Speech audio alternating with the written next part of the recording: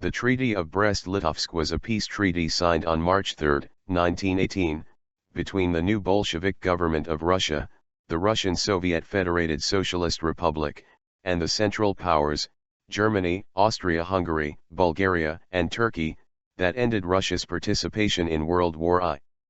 The treaty was signed at Brest-Litovsk, now Brest, Belarus, after 2 months of negotiations. The treaty was forced on the Bolshevik government by the threat of further advances by German and Austrian forces. According to the treaty, Soviet Russia defaulted on all of Imperial Russia's commitments to the Triple Entente alliance. In the treaty, Bolshevik Russia ceded the Baltic States to Germany, and its province of Kars Oblast in the South Caucasus to the Ottoman Empire. It also recognized the independence of Ukraine. Russia also agreed to pay 6 billion German gold mark in reparations. Historian Spencer Tucker says, the German General Staff had formulated extraordinarily harsh terms that shocked even the German negotiator. Congress Poland was not mentioned in the treaty, as Germans refused to recognize the existence of any Polish representatives, which in turn led to Polish protests.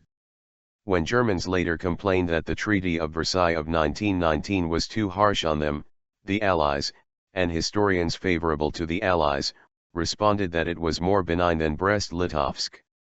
Under the treaty, the Baltic states were meant to become German vassal states under German princelings. The treaty was effectively terminated in November 1918, when Germany surrendered to the Allies. However, it did provide some relief to the Bolsheviks, already fighting the Russian Civil War, by renouncing Russia's claims on Poland, Finland, Estonia, Latvia, Belarus, Ukraine, and Lithuania. By 1917, Germany and Imperial Russia were stuck in a stalemate on the Eastern Front of World War I. At the time, the Russian economy nearly collapsed under the strain of the war effort. The large numbers of war casualties and persistent food shortages in the major urban centers brought about civil unrest, known as the February Revolution, that forced Tsar Nicholas II to abdicate. The Russian provisional government that replaced the Tsar, initially presided by Prince Georgy Lvov, later by Alexander Kerensky, however, decided to continue the war on the Entente side. Foreign Minister Pavel Milyukov sent the Entente powers a telegram, known as Milyukov Note, affirming them that the provisional government would continue the war with the same war aims the Imperial Russia did. The pro-war provisional government was opposed by the self-proclaimed Petrograd Soviet of Workers' and Soldiers' Deputies, dominated by leftist parties. Its Order No. 1 called for an overriding mandate to soldier committees rather than army officers. The Soviet started to form its own paramilitary power, the Red Guards, in March 1917. The position of the provisional government led the Germans to offer support to the Russian opposition, the Communist Party, Bolsheviks, in particular, who were proponents of Russia's withdrawal from the war. In April 1917 Germany allowed Bolshevik leader Vladimir Lenin to return to Russia from his exile in Switzerland, and offered him financial help. Upon his arrival in Petrograd, Lenin proclaimed his April theses, that included a call for giving all the power to workers' and soldiers' Soviets, councils, and an immediate withdrawal of Russia from the war. Throughout 1917, Bolsheviks spread defeatist and revolutionary propaganda, called for the overthrow of the provisional government and an end to the war. Following the disastrous defeat of the Kerensky offensive, discipline in the Russian army deteriorated completely. Soldiers would disobey orders, often under the influence of Bolshevik agitation, allowing soldiers' committees to take control of their units after deposing the officers. Russian and German soldiers occasionally left their positions and fraternized. The defeat and ongoing hardships of war led in July 1917 to anti-government riots in Petrograd, headed by Bolsheviks. Several months later, on November 7, October 25 Old Style, Red Guards seized the Winter Palace and arrested the provisional government in what is known as the October Revolution. The newly established Soviet government decided to withdraw Russia from the World War. On October 26, 1917, Vladimir Lenin signed the Decree on Peace, which was approved by the Second Congress of the Soviet of Workers, Soldiers, and Peasants' Deputies. The decree called upon all the belligerent nations and their governments to start immediate negotiations for peace and proposed an immediate withdrawal of Russia from World War I. Leon Trotsky was appointed Commissar of Foreign Affairs in the new Bolshevik government. In preparation for peace talks with the representatives of the German government and the representatives of the other Central Powers, Leon Trotsky appointed his good friend, Adolf Joffe, to represent the Bolsheviks at the peace conference. On December 15, 1917, an armistice between Soviet Russia and the Central Powers was concluded and fighting stopped. On December 22, peace negotiations began at Brest-Litovsk. Germany was represented officially by Foreign Secretary Richard von Kuhlmann, but the most important German figure was General Max Hoffmann, Chief of Staff of the German armies on the Eastern Front, Oberkommando Ostfront. Austria was represented by Foreign Minister Count Ottokar Czernin, and Turkey by Talat Pasha. All these men were conservatives from monarchical countries. The German representatives had effective control of the Central Power side. The Russian representatives were all radicals and supporters of world revolution. They were led by Joffe, a veteran Red agitator, and included Anastasia Bezenko, who had assassinated a high imperial official. At the start of the negotiations, the two sides were far apart.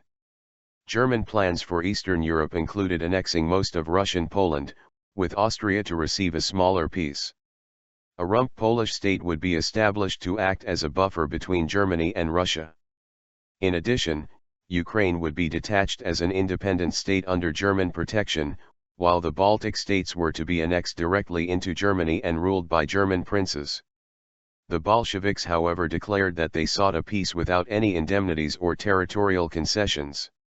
After a week of negotiations, the Central Powers delegation withdrew from the conference on December 28 to consider the Bolshevik peace proposals.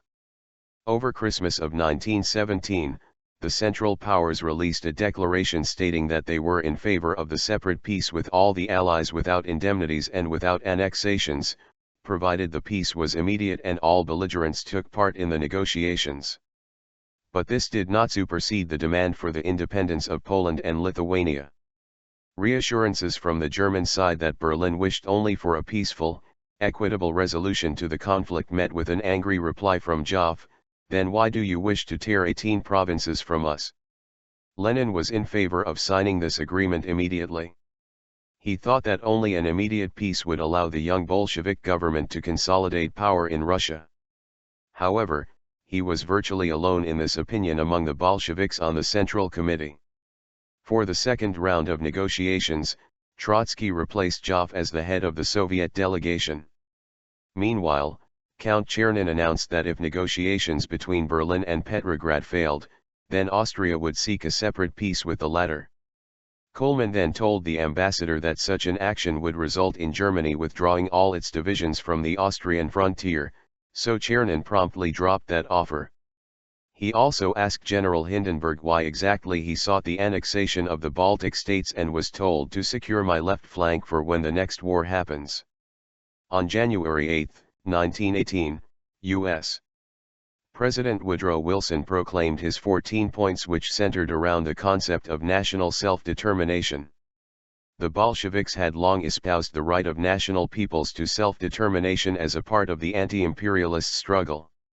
While Lenin wanted to accept the German peace proposal immediately, a majority of the Bolshevik Central Committee disagreed. The left communists, led by Nikolai Bukharin and Karl Radek, believed that Germany, Austria, Turkey, and Bulgaria were all on the verge of revolution. They wanted to continue the war while awaiting revolutions in those countries. Thus the Soviet delegation returned to the peace conference without instructions to sign the proposed treaty. Von Kuhlmann and Hoffmann now proposed independence for the Baltic states, Poland, and Ukraine, as in accordance with the Soviets' own national self-determination doctrine. Indeed, the Germans were already negotiating with a separatist government in Ukraine. On February 9, 1918, Germany recognized that government and signed a treaty with it, the First Treaty of Brest-Litovsk.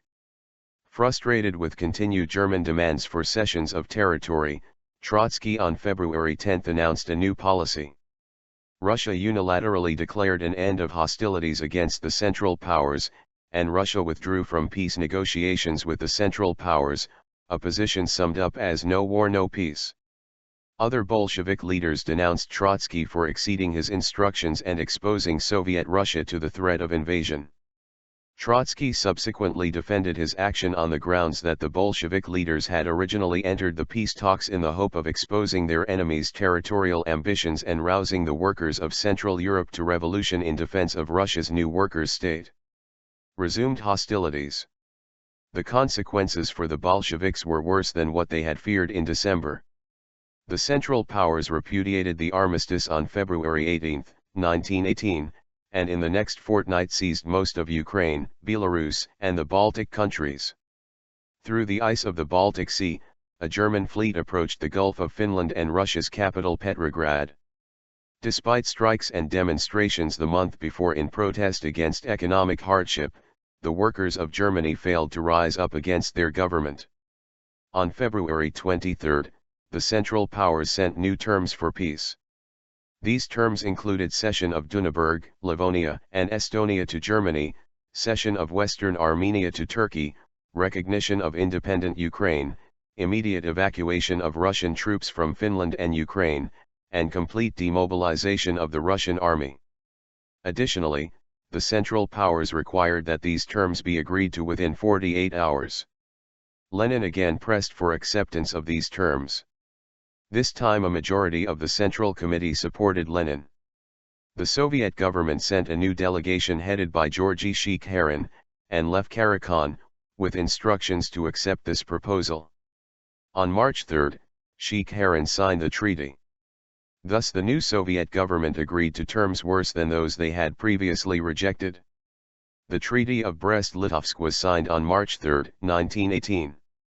The signatories were Bolshevik Russia on the one side and the German Empire, Austria-Hungary, Bulgaria, and Turkey on the other.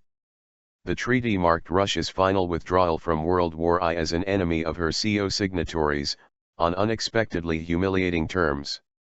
In all, the treaty took away territory that included a quarter of the population and industry of the former Russian Empire and 9/10 of its coal mines. Territorial cessions in Eastern Europe. Russia renounced all territorial claims in Finland, which it had already acknowledged, the future Baltic States, Estonia, Latvia, and Lithuania, Belarus, and Ukraine. The territory of Congress Poland was not mentioned in the treaty. The treaty stated that Germany and Austria-Hungary intend to determine the future fate of these territories in agreement with their populations. Most of these territories were in effect ceded to Germany, which intended to have them become economic and political dependencies. The many ethnic German residents, Volksdeutsch, would be the ruling elite.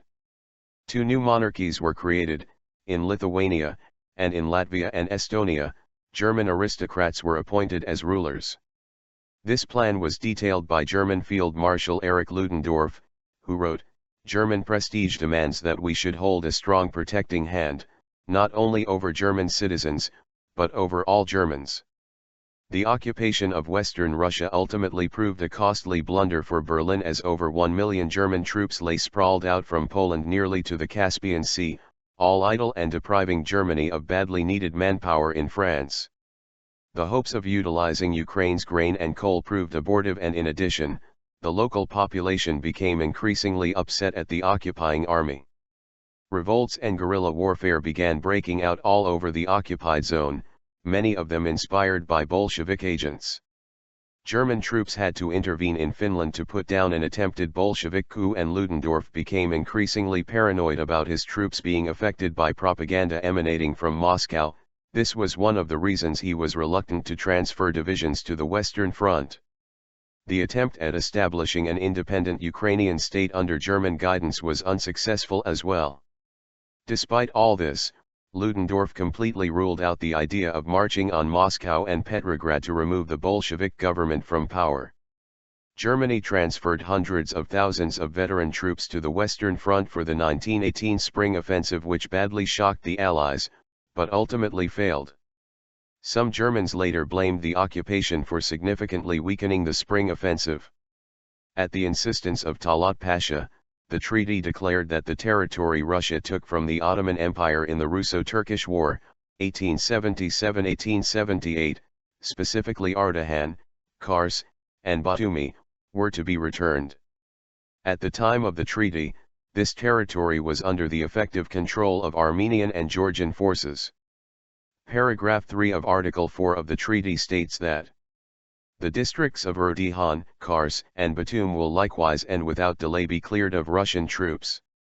Russia will not interfere in the reorganization of the national and international relations of these districts, but leave it to the population of these districts to carry out this reorganization in agreement with the neighboring states, especially with the Ottoman Empire.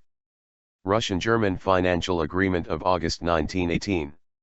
In the wake of Russian repudiation of Tsarist bonds, nationalization of foreign-owned property and confiscation of foreign assets, Russia and Germany signed an additional agreement on August 27, 1918. Russia agreed to pay 6 billion marks in compensation to German interests for their losses. Lasting effects. The Treaty of Brest-Litovsk lasted only 8.5 months. Germany renounced the treaty and broke diplomatic relations with Soviet Russia on November 5, 1918.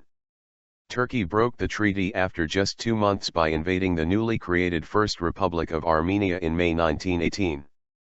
In the armistice with Germany that ended World War I, one of the first conditions was the complete abrogation of the Brest-Litovsk Treaty. Following the German capitulation, the Bolshevik legislature, Vitsik, annulled the treaty on November 13, 1918, and the text of the Vitsik decision was printed in Pravda newspaper the next day. In the year after the armistice, the German army withdrew its occupying forces from the lands gained in Brest-Litovsk, leaving behind a power vacuum that various forces subsequently attempted to fill. In the Treaty of Rapallo, concluded in April 1922, Germany accepted the treaty's nullification, and the two powers agreed to abandon all war-related territorial and financial claims against each other.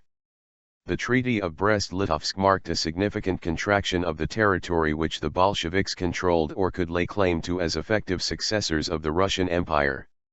While the independence of Finland and Poland was already accepted by them in principle, the loss of Ukraine and the Baltics created, from the Bolshevik perspective, dangerous bases of anti-Bolshevik military activity in the subsequent Russian Civil War, 1918–1922. Indeed, many Russian nationalists and some revolutionaries were furious at the Bolsheviks' acceptance of the treaty and joined forces to fight them. Non-Russians who inhabited the lands lost by Bolshevik Russia in the treaty saw the changes as an opportunity to set up independent states not under Bolshevik rule. Immediately after the signing of the treaty, Lenin moved the Soviet Russian government from Petrograd to Moscow. The fate of the region, and the location of the eventual western border of the Soviet Union, was settled in violent and chaotic struggles over the course of the next 3.5 years. The Polish-Soviet War was particularly bitter and ended by the Treaty of Riga in 1921. Although most of Ukraine fell under Bolshevik control and eventually became one of the constituent republics of the Soviet Union, Poland and the Baltic States emerged as independent countries. This state of affairs lasted until 1939. As a consequence of the Molotov-Ribbentrop Pact, the Soviet Union advanced its borders westward by invading Poland and Finland in September 1939, and annexing the Baltic States, eastern Poland, and Bessarabia in 1940. It thus overturned almost all the territorial losses incurred at Brest-Litovsk, except for the main part of Finland, western Congress Poland, and western Armenia. For the Western Allies, the terms which Germany imposed on Russia were interpreted as a warning of what to expect if Germany and the other Central Powers won the war. Between Brest-Litovsk and the point when the German military situation in the West became dire, some officials in the German government and high command began to favor offering more lenient terms to the Allies in exchange for their recognition of German gains in the East. Russia's post-1991 western border bears a marked similarity to that imposed by the Brest-Litovsk Treaty. Other information. Emil Orlik, the Viennese secessionist artist, attended the conference, at the invitation of Richard von Kuhlmann.